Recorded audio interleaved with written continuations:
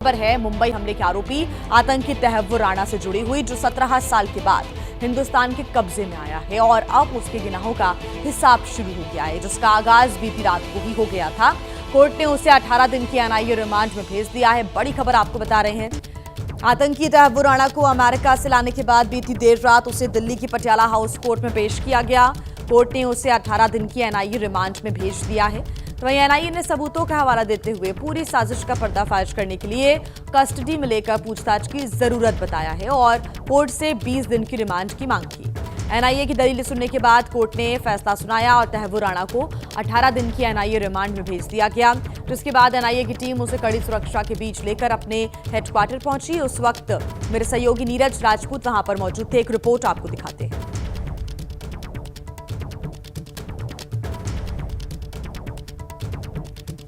Court ने राणा को 18 दिन की रिमांड पर भेज दिया है। एनआईए ने राणा की 20 दिन की रिमांड मांगी थी और ऐसे में जब सुनवाई हुई तो कोर्ट ने 18 दिन की रिमांड पर भेज दिया है तहव्वुर राणा को।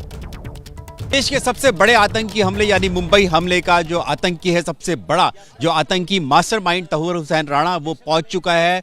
एनआईए हेडक्वार्टर पहुंच चुका है, सीजीओ कॉम्प्लेक्स में पहुंच चुका है। 18 दिन की रिमांड जो है वो मिली है एनआईए को और यहाँ पर पहुंच चुका है। ये देखिए, ये पहुंच चुका है यहाँ पर काफिला। ये है तहव्वुर हुसैन राणा का काफिला। यहाँ पर एक एक करके गाड़ियां आ रही हैं। इन्हीं गाड़ियों में बैठा हुआ है तहव्वुर हुसैन राणा। ये एनआईए के अधिकारी हैं। ये बख्तरबंद गाड़ी है जिसमें लाया गया है एनएसजी के कमांडोज के साथ, सीआईएसएफ के कमांडोज के साथ, दिल्ली पुलिस के कमांडोज के साथ। और यहाँ पर ये देखिए, अब ये काफिला अंदर जा रहा है एनआईए हेडक्वार्टर के अंदर। यानी कि जो तहव्वुर हुसैन राणा जिसको अमेरिका से लाया गया है, उस आतंकी को मुंबई हमले के लिए, मुंबई के 26/11 हमले का सबसे बड़ा आरोपी, ये देखिए एक और गाड़ी यहाँ पर आई है। इसी न्यायिक अभिरक्षा वाहिनी, इसी गाड़ी के अंदर, ये ब्लू कलर की जो गाड़ी है, जो इसके अंदर ही तहव्वुर हुसैन राणा बैठा हुआ है। और यहाँ से अब इसको अंदर, ये देखिए एम्बुलेंस भी साथ में गई थी और कई सारी गाड़ियां सुरक्षा के लिहाज से उसके साथ थी। अब इस अंदर 18 दिन तक जो तहव्वुर हुसैन राणा वो यहाँ रहेगा इस एनआईए हेडक्वार्टर में, ताकि उससे पूछताछ की जा सके। मुंबई हमले की, मुंबई के 26/11 हमले की पूरी साजिश जो परतें हैं उसको खोला जाए। उसके लिए ही ये 18 दिन की रिमांड जो थी इसकी ली गई थी और यहाँ पर इसको लाया गया, कोर्ट में पेश किया गया। पटियाला हाउस कोर्ट में पेश किया गया था, शाम के वक्त उसको किया गया था। और पहले अमेरिका से लाया गया उसको, यहाँ पर 6:30 बजे के करीब लाया गया शाम में पालम एयरपोर्ट पर, और उसके बाद फिर कोर्ट में पेश किया गया। एनआईए की स्पेशल कोर्ट लगी इसी के लिए कि तहव्वुर हुसैन राणा यहाँ पर पहुंचा था, तो उसकी यहाँ पर पेशी हुई कोर्ट में। और कोर्ट में दलील दी एनआईए ने कि क्यों उन्हें रिमांड की जरूरत है। 20 दिन की रिमांड मांगी थी, 18 दिन की रिमांड जो है वो एनआईए कोर्ट ने तहव्वुर हुसैन राणा की दी है। इन 18 दिनों में तहव्वुर हुसैन राणा के साथ कड़ी पूछताछ की जाएगी और उससे पूछा जाएगा कि आखिरकार उसके राजदार कौन है, डेविड कॉलमैन हेडली के अलावा और कौन साथी उसके थे जो इस कॉन्स्पिरेसी में, यानी कि मुंबई की जो 26/11 का हमला हुआ था 2008 में, उसमें कौन कौन शामिल थे, किस तरह से उसके संपर्क थे आईएसआई के साथ, यानी कि पाकिस्तान की खुफिया एजेंसी के साथ, पाकिस्तान की सरकार के साथ, लश्कर तैयबा के साथ, कनाडा में और अमेरिका में उनका तो कोई और राजदार नहीं है। ये सब सारे जो हैं सवाल हैं जो होंगे डेविड कॉलमैन हेडली के साथी यानी तहव्वुर हुसैन राणा के सामने। और एनआईए की कोशिश होगी इन 18 दिन में ऐसे पुख्ता जो है सबूत और जानकारी उससे इकट्ठा करें, ताकि पाकिस्तान जो है बेनकाब हो जाए कि पाकिस्तान एक टेरर स्टेट है। उसी ने, पाकिस्तान के स्टेट एक्टर्स ने ही हमला कराया था मुंबई में 26/11 का। तो आतंकी राणा का हिसाब शुरू हो गया। एनआईए ने कोर्ट में पेश किया है। 20 दिन की कस्टडी मांगी थी और 18 दिन की कस्टडी की मंजूरी मिल गई है। कोर्ट ने 18 दिन की कस्टडी में भेज दिया है तहव्वुर राणा को। ईमेल समेत कई पुख्ता सबूतों का हवाला कोर्ट के अंदर एनआईए की तरफ से दिया गया है।